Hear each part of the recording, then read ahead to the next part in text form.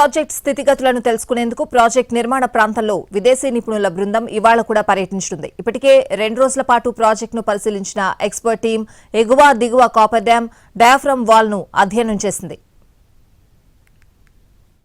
ఆంధ్రప్రదేశ్ జీవనాడిగా భావిస్తున్న పోలవరం ప్రాజెక్టు పనుల ప్రస్తుత పరిస్థితులపై కేంద్రం నియమించిన అంతర్జాతీయ నిపుణుల బృందం క్షుణ్ణంగా పరిశీలిస్తోంది.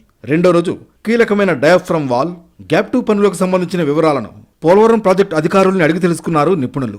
డయాఫ్రమ్ వాల్ నిర్మాణం పూర్తయితే తప్ప ప్రాజెక్టులో కీలకమైన earth cum rock fill dam అంటే ప్రధాన ఆనకట్ట నిర్మాణం చేపట్టడం కుదరదు. అందుకే డయాఫ్రమ్ వాల్ నిర్మాణంపై నిపుణుల సూచనలు కీలకం కానున్నాయి. పోలవరంలో 2 రోజుల పాటు క్షేత్రస్థాయి పర్యటన పూర్తి చేసుకున్న అంతర్జాతీయ నిపుణుల బృందం మంగళ, బుధవారాల్లో ప్రాజెక్టు అధికారులతో కలిసి సమీక్షలు నిర్వహించనున్నారు.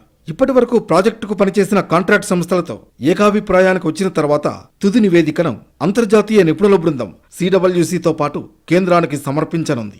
నిపుణుల నివేదిక వచ్చిన తర్వాత ప్రాజెక్టు ప్రాంతంలో వరదల కారణంగా ఇప్పటి వరకు జరిగిన నష్టం ఎంత అనేది ఒక అంచనాకు రావచ్చు. అలాగే ఏ కట్టడాలు పటిష్టంగా ఉన్నాయనే దానితో పాటు దెబ్బతిన్న డీవాల్, ఎగువ దిగువ కాఫర్ డ్యాంల పటిష్టత, భవిష్యత్తులో చేపట్టాల్సిన పనులపై బృందం ఎలాంటి నివేదిక ఇస్తుందనేది ఉత్కంఠగా మారింది.